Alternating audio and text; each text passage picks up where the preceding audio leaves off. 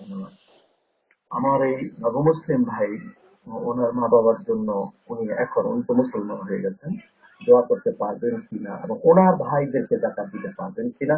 আমার বোন 30 লক্ষ টাকা ঋণী, তার জাকাত হয়েছে কিনা, আমরা তিনটা প্রশ্নের সম্মুখীন হয়েছি। যে 30 লক্ষ টাকা ঋণ যিনি করেছেন, ব্যাংকের থেকে উনি বলেছেন যে ওনার দোকান আছে, ব্যবসা বাণিজ্য করছেন। এখন এই ব্যবসা বাণিজ্যের মধ্যে নিশ্চয়ই ওনার একটা মূলধন আছে, ওনার দোকান আছে। এখন ওনাকে হিসাব করতে হবে যে ওনার এই ব্যবসা বাণিজ্যের মধ্য দিয়ে বছরের শেষে ওনার মূলধন কত আছে, কত উদ্বৃত্ত আছে। সেটি যদি ওনার 30 লক্ষ টাকার থেকে বেশি থাকে, তাহলে ইচ্ছা করলে উনি এখন ঋণটাকে পরিশোধ করে দিতে পারেন।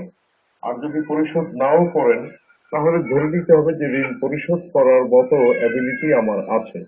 তাহলে ওই 30 লক্ষ টাকা বাদ দিয়ে যদি আরো উদ্বৃত্ত সম্পদ থাকে এবং সেটি যদি জাকাতের নিসাব পরিমাণ হয়, তাহলে সেই সম্পদের ওনাকে জাকাত দিতে হবে। আর যদি ঋণের থেকে ওনার মূলধন কম হয়, তাহলে ওনাকে জাকাত দিতে হবে না। আর যে ভাই নমুসলিম, তাকে আমরা মোবারকবাদ জানাচ্ছি যে ইসলামের ছায়াতলে উনি আশ্রয় নিয়েছেন। আল্লাহ ওনাকে কবুল করেছেন। আল্লাহ ওনাকে সুস্থ রাখুক, হায়াত দারাজ করুক, ইবাদতের তৌফিক দিক।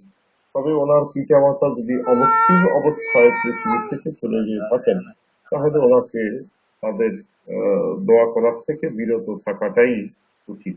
আর যেটা দোয়া করা যাবে না। সাইয়্যিদে আলম রাসূল আকরাম সাল্লাল্লাহু আলাইহি ওয়াসাল্লাম, হযরত ইব্রাহিম আলাইহিস আমরা একটা সালাম ফোন নিয়ে কথা বলবো, ওনাদের জি বলুন, ওনার আসসালামু পাঠিয়ে আলাইকুম। দিতেন।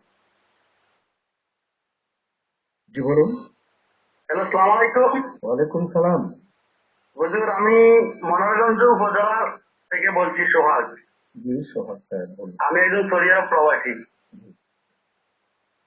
আমার প্রশ্ন, আজকে কিন্তু সৌদি আরবে ঈদ, ঠিক আছে, জি। কিন্তু আমাদের বাংলাদেশে এটা ঈদ কিভাবে উদযাপন করে এবং কি আহ সৌদি আরবে যখন জোহরের নামাজ হয়, তখন কিন্তু বাংলাদেশে জোহরের নামাজ হয় না। আপনি এটা কিভাবে নিবেন? হ্যাঁ, সেটাই ওই প্রশ্ন আমাদেরও, আপনারও যে একই প্রশ্নই, আমাদেরও প্রশ্ন সেখানেই যে এটা কি করে এক করা যায়। কারণ সৌদি আরবে যখন আহ, ইফতারি হয়, তখন তো তা আমরা, তারা অনেক আগে আমাদের ইফতারি শেষ হয়ে যায়। আমাদের দেশের ওনারা যখন সাহারি খায় তখন আমরা ফজর করি। তো এগুলো কি করে মিলাবেন, মেলাবার কি উপায় আছে, এটা নিয়ে আন্তর্জাতিকভাবে ইসলামী স্কলারদের বৈঠক হচ্ছে দিনের পর দিন।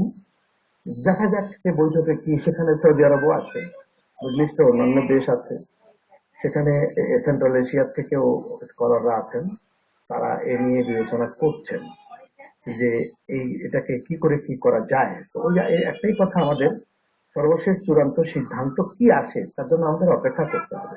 আর অপেক্ষা করার আগ পর্যন্ত এরকমই চলবে, আমরা আমরা আগের মতেই আমরা করবো।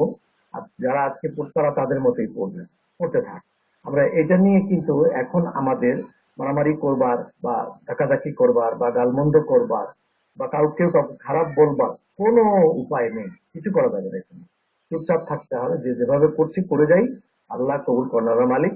কিন্তু আন্তর্জাতিক ভাবে মুক্তিদের সিদ্ধান্তটা কি আসে সেটার অপেক্ষা আমাদেরকে থাকতে হবে।